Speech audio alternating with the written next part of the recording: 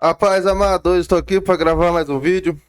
E o vídeo de hoje vamos falar sobre o relatório mensal de março do HGRU11. Então vamos ver suas principais informações. Depois veremos na Word também como é que está hoje, no dia que estou gravando. E no final eu trago a minha opinião. Lembrando que nada que aparece nesse vídeo é recomendação nem de compra nem de vendas de ativos. Tem apenas o caráter informativo. Então, sem mais delongas, vamos para o relatório. Relatório gerencial da HGRU11, referente a março de 2026. Ele teve início em abril de 2018. O objetivo do fundo, ele é uma renda urbana. Então, ao ferir dinheiro, retorno para os cotistas através da alocação e venda de imóveis com característica de renda urbana. Seu gestor é Pátria.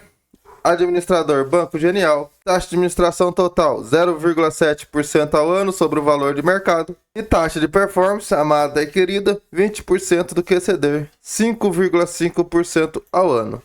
Ele traz o cenário macro, vamos pular para o vídeo não ficar muito grande. Ele traz os indicadores financeiros, tem um patrimônio líquido de 3 bi, a cota patrimonial de 128,91. No dia do fechamento desse relatório, que leva a data base 31/3. Então a cota a mercado de 129,99, então está com a cota a mercado acima da cota patrimonial. Isso daria um PVP de 1,01%, mas lembrando que ele é um fundo imobiliário de tijolo, então o PVP no fundo imobiliário de tijolo geralmente tem a ficar um pouco defasado.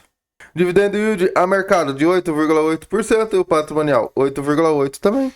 Seus indicadores imobiliários tem um total de 100 imóveis, distribuído em 25 locatários, um ABL total de 600 mil metros quadrados e um prazo médio de aluguel de 9,3 anos, a vacância física de 0,8 e a financeira também 0,8. Que ele traz o comentário da gestão, mas antes de virmos para os comentários, vamos lá na ordem ver suas informações. Hoje, no dia que estou gravando esse vídeo, no dia 20/4, às 11 horas. No dia que eu estou gravando, ele está com preço a mercado de R$ 130,89, então ele está mais caro do que no fechamento do relatório. PVP de 1,02, dividendo yield dos últimos 12 meses de 9,47%, a vacância de 0,80% e a alavancagem bruta de 9,79%. A liquidez média diária, levando em consideração os últimos 2 meses, de 4 milhões, a variação dos últimos 12 meses de 20% positivo e o mínimo da sua cotação nos últimos 12 meses de 108,98 e o máximo 130,89. Então ele está na sua máxima histórica dos últimos 12 meses. Seu portfólio, 2,8 bilhões, está em imóveis, cerca de 38%, 2% em CRI, 8% em fundos imobiliários e 0,72% em caixa. Seu último rendimento foi 95 centavos por cota, que foi pago no dia 15/4, cerca de 230 mil cotistas. E o patrimonial, valor patrimonial por cota, nós já vimos também no relatório. Então, antes de voltarmos para o relatório, eu venho aqui pedir que você se inscreva no canal se você ainda não for inscrito. Deixa o like se esse vídeo trazer alguma informação relevante. Ative as notificações e deixe um comentário sobre o fundo ou até mesmo sobre alguma recomendação de vídeo. Então vamos para os comentários de gestão. Relativo a resultados e rendimentos distribuídos, ele teve um total de receita de 1,12 por cota e teve um resultado de 85 centavos por cota. Nós já vimos que ele distribuiu 95, ou seja, ele teve que usar sua reserva de caixa. Os principais eventos não recorrentes que impactaram o resultado do fundo foram: primeiro, uma alteração na data de repasse do excedente de alguns CRIs no mês passado, o que impactou tanto as receitas locações quanto as despesas financeiras. Segundo evento, o resultado negativo da venda de cotas do GARI 11, cerca de 6 centavos por cota, que ele teve de prejuízo, como eu já tinha anunciado anteriormente. E por que ele fez esse movimento? Foi uma troca de posição de outros FIIs e CRIs da carteira que possuíam um custo médio mais elevado frente ao mercado atual. A troca possibilitou a geração de liquidez ao fundo sem grandes impactos no resultado. Então, na visão da rede de gestão, essa troca foi benéfica para o fundo. Então ele distribuiu 95 centavos por cota, pagou no dia 15 de abril. E aqui ele traz que o time de gestão continua em busca de novos desinvestimentos, ou seja, vendas de ativos, principalmente do portfólio das lojas pernambucanas, de forma para aumentar a receita a ser distribuída. Então ele pretende vender os seus imóveis da Pernambucanas para poder ter ganhos não recorrentes, assim distribuir um valor a mais do que ele vem distribuindo, que é 95 centavos por cota ao mês.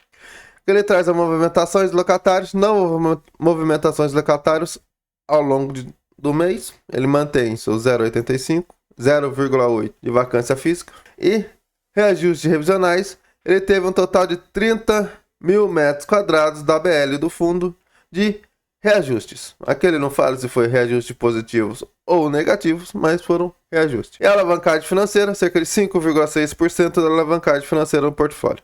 Que ele traz a performance. Como podemos ver, no mês ele teve uma performance de 0,1% negativo, enquanto o IFIX teve uma performance de 1,1% negativo. Então, os dois tiveram performance negativa, mas a HGR11 teve uma performance um pouco menos negativa.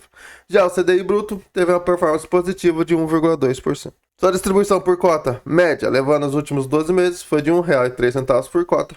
E aqui ele traz seu dividend yield em relação a março de 8,8%, tanto ao valor da cota de mercado quanto ao patrimonial. Aqui a famosa DRE do fundo.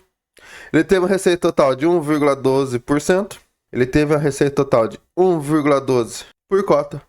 Teve o resultado extraordinário negativo em 6 centavos, como nós já vimos. E teve receita de locação 1,6 e a receita imobiliária de 12 centavos. Então ele tem um total de despesa de 28 centavos, sendo 10 centavos com a despesa financeira, que é a alavancagem do fundo. Então ele teve um resultado total de 85 e distribuiu 95 centavos.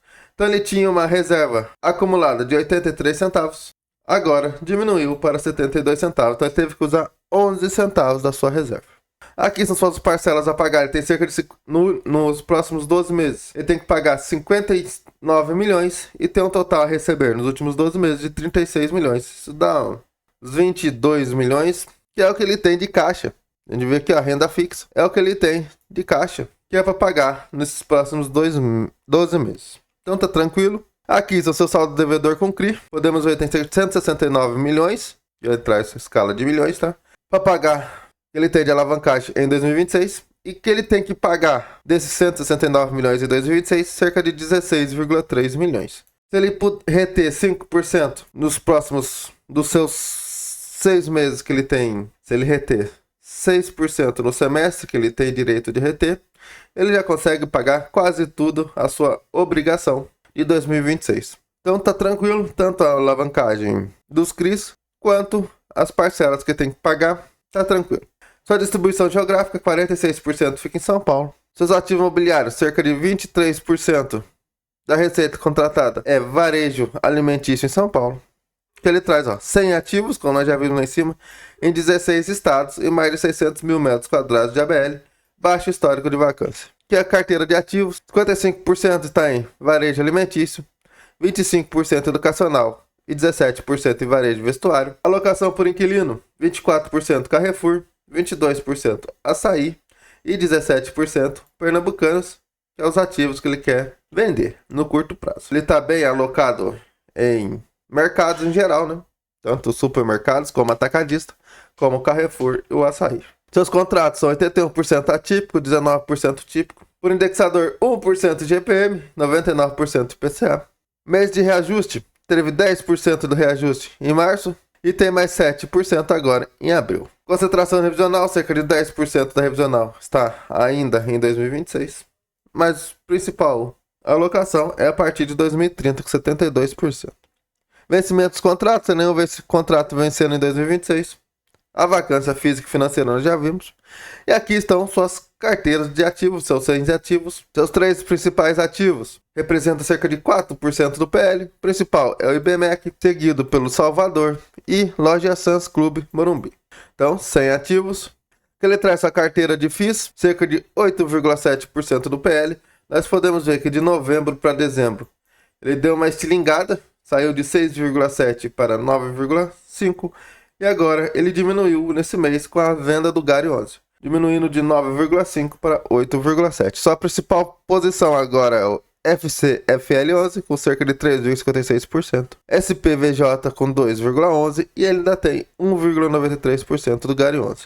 Ele traz sua liquidez, número de cotistas vem aumentando, saiu de 229 mil cotistas para 230 mil cotistas.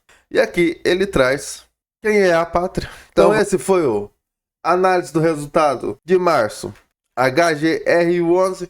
na minha opinião, o melhor fundo de renda urbana da bolsa. Lembrando que nada que aparece nesse vídeo é recomendação nem de compra nem de vendas, mas para mim, apesar dele pagar um relativamente baixo pelo valor da sua cota que está esticada, mas isso é devido à sua segurança. Quanto menor o risco, menor o retorno.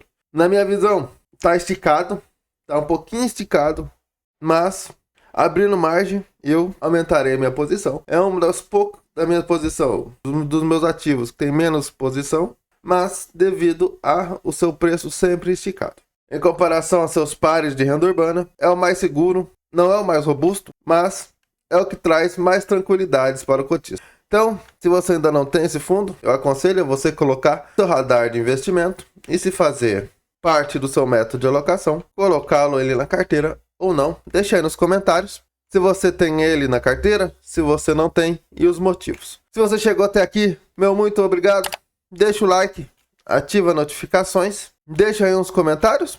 Que Papai do Céu abençoe a vida de todos e nunca se esqueça. Que Papai do Céu abençoe a vida de todos e nunca se esqueça. Jesus te ama e eu também. Esse foi mais um vídeo do Dividendos para a Liberdade.